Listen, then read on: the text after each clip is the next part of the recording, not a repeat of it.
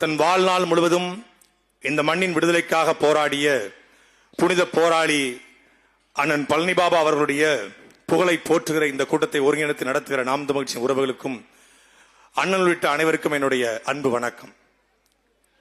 நாம் தமிழர் கட்சி எதற்காக புனித போராளி பழனி பாபாவை கொண்டாடணும் அப்படின்னு ஒரு கேள்வி பல பேருக்கு இருக்கு.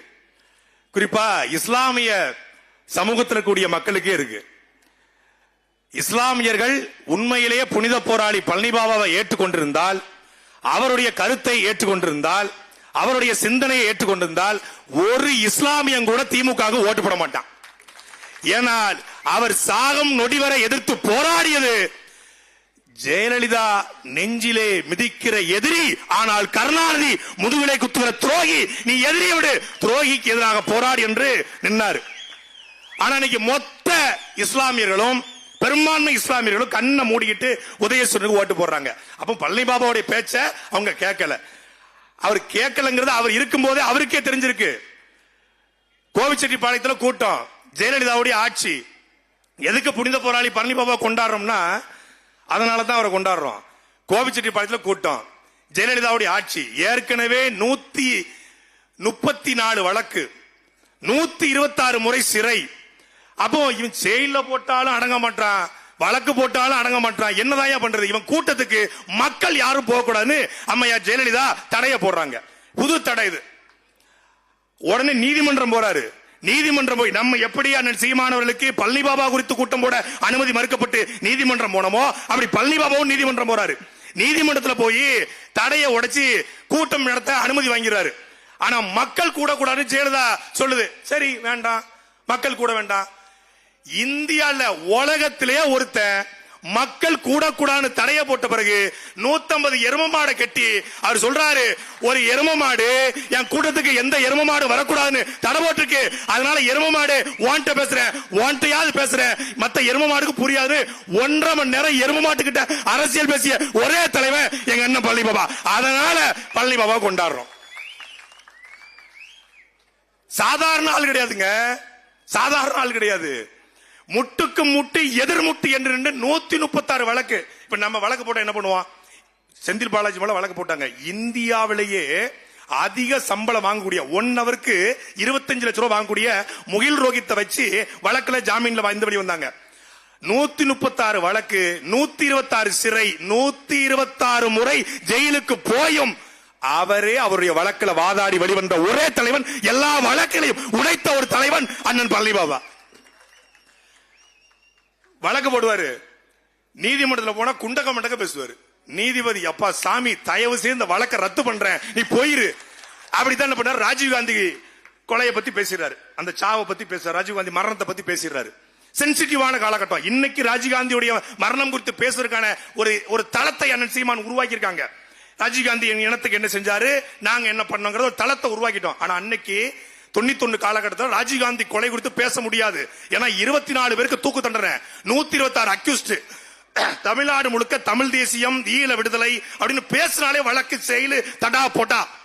அந்த காலகட்டத்தில் சொல்றாரு, இந்த ராஜீவ்காந்தி ஒருத்தர் இறந்திருக்காரு, தானுன்னு ஒரு அம்மா குண்டை கட்டி பாஞ்சா சொல்றாங்க. நான் கேட்கிறேன், எப்படி தானு உடம்புல குண்டு இருந்திருக்கும்? ஏங்க இந்த பாட்டில் நான் குண்டு வைக்கிறேங்க, இந்த பாட்டில் குண்டு வச்சா இந்த பாட்டில் வெடிக்குமா, பக்கத்தில் இருக்க இந்த மைக் வெடிக்குமா?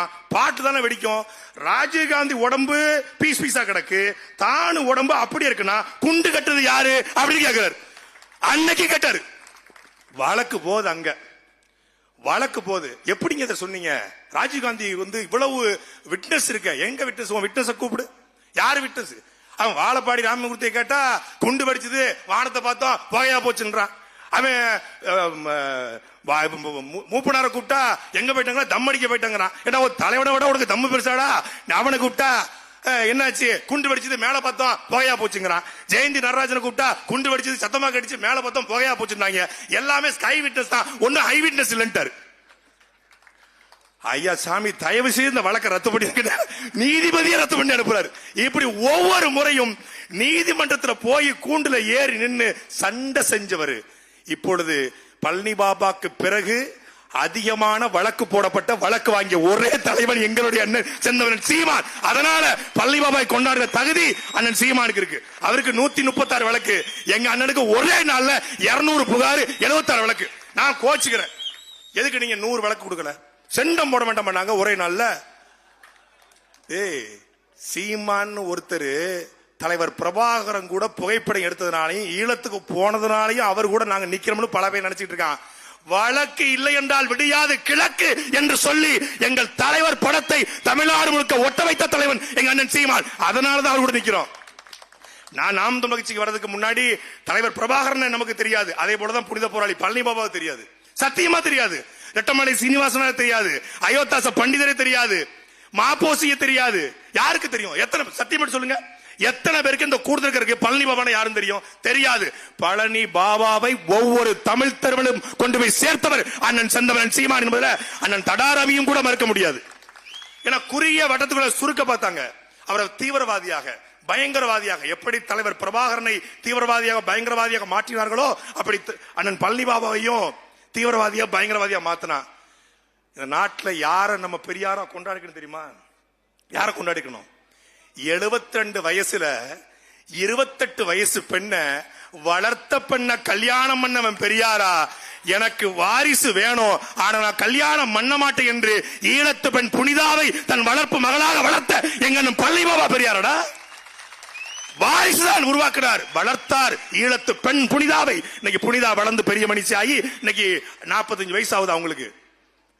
ஆனா இன்னைக்கு 3 கல்யாணம் பண்ணவன், 3 பொண்டாட்டி கட்டவன், வப்பாட்டி வச்சவன் எல்லாம் இந்த நாட்டில் தலைவனா கொண்டாடுறான். நான் பொது வாழ்க்கைக்கு வந்திருக்கிறேன், என்னைக்கு வேணாலும் எனக்கு சாவு வரலாம், வழக்கு வாங்கிட்டேன், அதனால எனக்கு கல்யாணம் வேண்டாம் அத்தா வேணாம் அப்படின்னு கடைசி வரைக்கும் கொண்ட கொள்கையில உறுதியா நின்னார். சாதாரணமா சண்டை செய்யல அவரு. அவருடைய வரலாற்றை நாம் படிக்கிற பொழுது, நான் புழல் ஜெயில இருக்கும் போது பழனி பாபாவோட வரலாறு படிச்சேன். தொடர்ச்சியான சிறை, 330 நாட்கள் சிறை. திருச்சியில ஒரு 58 நாள், அப்புறம் பாளையங்கோட்டையில ஒரு 54 நாள். வெளியே வந்த உடனே திருப்பி குண்டாஸ் போட்டு திருப்பி 213 நாள் புழல் சிறை. அது லாக்டவுன் காலகட்டம். அண்ணன் சீமான் நினைச்சா கூட என்னை பார்க்க முடியாது. வழக்கறிஞர் மனு கிடையாது, மனு பொருட்கள் கிடையாது. ஒரு கொடும் காலகட்டம் 2021 காலகட்டத்தில். அப்பொழுது பழனி பாபா புத்தகத்தை படிச்சேன். அப்பத்தான் தெரிஞ்சுட்டேன், 126 வழக்கு போட்டு 3 தேசிய பாதுகாப்பு சட்டத்தை வாங்கி ஒருத்த வெளியே வந்திருக்கானா, நம்மாலும் இந்த வழக்கை உடைக்க முடியும், நாம் தமிழ் வழக்கறிஞர்கள் உடைப்பார்கள் என்ற நம்பிக்கை வந்தது ஒரு புத்தகத்தை படிச்ச போது. ஒரு பெரிய ஒரு மோட்டிவேஷன் தமிழ் இளைஞர்களுக்கு. அதனால தான் என்ன பண்றான், அவரும் டேஞ்சரஸ், அவரை பத்தி பேசுறதுக்கு ஆளு டேஞ்சரஸ். அதனாலதான் பழனியில கூட்டம் போட்டா சட்டம் ஒழுங்கு பாதிக்கப்படும், பழனியில கூட்டம் போட்டா சிலைக்கு பிரச்சனை வந்துடும். அண்ணன் சைமன் சொன்னாங்க, நாங்கள் சிலை உடைக்க வந்தவர் அல்ல, நாங்க வந்தா தன்னால அது இல்லாம போகும், நாங்க செய்ய மாட்டோங்க. மரியாதைக்குரிய உயர்நீதிமன்ற நீதிபதி சொல்றாங்க, ஏன் சிலைகளை பொதுவெளியில் வைக்கிறீங்க, அவங்கவங்க கட்சி அலுவலகத்தில் வச்சுக்க வேண்டியதாங்க அப்படின்னு கேக்குறாங்க. நாங்க வரும்போது அது நடக்கும், சிலைகள் நிறுவப்படும், எங்கள் தமிழ் முன்னோர்களின் சிலை நிறுவப்படும், தமிழர் அடையாளங்கள் நிறுவப்படும், தமிழ் இன விரோதிகளுடைய சிலைகள் அவர்கள் அலுவலகத்தில் கொண்டு பத்திரமாக வைக்கப்படும், அந்த காலமும் உருவாகும். அதனால பழனியில கூட்டம் போட்டா சென்சிட்டிவா மாறிடும்னா, நெய்க்காரப்பட்டியில வாழக்கூடிய தமிழ் சொந்தங்கள், இந்துக்கள், இஸ்லாமியர்கள், கிறிஸ்தவர்கள், தேவர்கள், நாடார்கள், கோணார்கள், செட்டியார்கள், பிள்ளைமார்கள், ஆசாரிகள் எல்லோரும் நான் கேட்கிறேன், நெய்க்காரப்பட்டியில ₹1 காசு கொடுக்காம, ஒரு குவார்டர் கோழி பிரியாணி கொடுக்காம இவ்வளவு பெரிய கூட்டத்தை யாராவது ஒருத்தரை தட்ட சொல்லுங்க. இவன் சொல்றான், நாம் மகிழ்ச்சி கூண்டோடு காலி, திண்டுக்கல் விளையிருச்சு, பழனி போயிருச்சு, நாம் மகிழ்ச்சி விழுப்புரம் விளையிருச்சு, சேலம் விளையிருச்சு, மதுரை விளையிருச்சு, மயிர விளையிருச்சு. பாடுறா தமிழர் படைய, பாடுறா. சன் டிவியில இருந்து எவனாவது ஒருத்தர் வந்திருந்தா எடுத்து ஜூம் பண்ணி போடுறா. நீ நல்ல டாஸ்க்கு வந்திருந்தா எடுத்து போடுறா. நல்ல டாக்டருக்கும் நல்ல நர்ஸும் நீ பிரசவம் பார்த்திருந்தா போடுங்க. பழனி பாபா கூடத்துல பேசுறோம், பட் நம்ம ரொம்ப கான்சியஸா பேசுவோம், கான்ஸ்டியூஷன் படி பேசுவோம். காட்டு, அவர் போயிருவாரு, இவர் போயிருவாரு.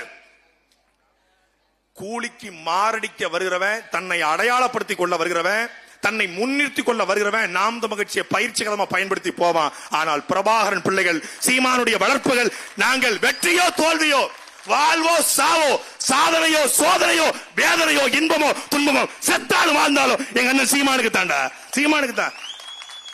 நான் சீமானனுக்கு துரோகம் செஞ்சா என் வீட்டிலே விஷம் வச்சு கொண்டு விடுவாங்கடா சொல்றாங்க. சாட்டை துறைமுருகன் பேச்சதான் சீமான் கேட்கிறாரு. தினமும் யூடியூப் சேனல் அவர் பேச்சு என் பேச்ச கேட்பார்ல எங்க அண்ணன். டேய், இந்த உலகத்துல நான் 15 வருஷமா நான் சீமானோட பயணப்பட்டிருக்கேன். எனக்கு தெரியும் இந்த உலகத்துல யாராலையும் அவரை இயக்க முடியாது. அவர் சினிமா இயக்க வந்தவர் அல்ல, தமிழ் தேசிய இனத்தை இயக்க வந்த ஆகச்சிறந்த தலைவர். அவரு இயக்கவே முடியாது. காருக்குள்ள போங்க, சொல்ல முடியாது. சில வார்த்தைகள் தான் வெஜிடேரியன், சில விஷயங்கள் நான் வெஜிடேரியன், அதெல்லாம் பேச முடியாது. அது வழி, வேற டிபார்ட்மெண்ட், அதெல்லாம் பேச முடியாது. நீங்க காருக்குள்ள பயணப்படி பாருங்க. அவர் தேவா இயக்குவாரு, ஹிமாயின் இயக்குவாரு, பாக்கியராசன் இயக்குவாரு, சாரதி இயக்குவாரு, செந்தில் இயக்குவாரு. வாய்ப்புள்ள ராஜா, வாய்ப்புள்ள.